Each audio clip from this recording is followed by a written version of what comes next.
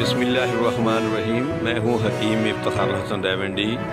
آج میں ایک اہم ترین موضوع پر گفتگو کرنا چاہتا ہوں۔ اگر ہمارے ادارے اور حکومت پاکستان اس پر غور فرمائے عمل کرے تو اربوں روپے کا فائدے حاصل کر سکتے ہیں۔ بتانا یہ چاہتا ہوں کہ عید قربان کے موقع پر ہر گھر ہر گلی میں ہر جگہ پر ہم قربانی کے جانور ذبح کرتے ہیں، لیکن وہاں بکھری ہوئی لاشیں کا مناسب سدباب کر کے تعفن اور غلاظت سے بچنے کے ساتھ ساتھ کروڑوں روپے کا سرمایہ اکٹھا کیا جا سکتا ہے۔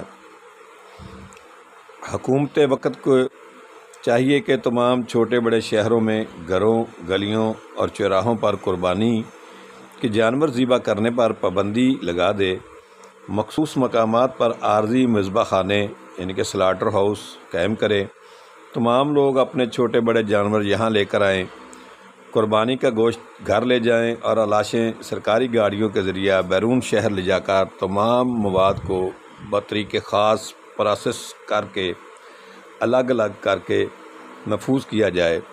قربانی کی نہ صرف کھالیں بلکہ بقیہ تمام اعضاء، ہڈیاں، آنتیں، لاشیں اور چربی سب کسی نہ کسی انڈسٹری میں کھپت ہونے والی ہے، خصوصاً پولٹری فیڈ میں۔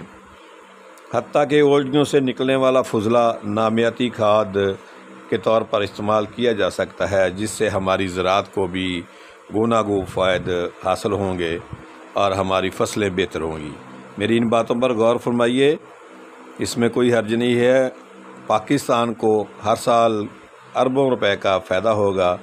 حکیم افتخار حسن ریونڈی، گرین پاکستان موومنٹ ریونڈ۔ دعاؤں میں یاد رکھیے گا۔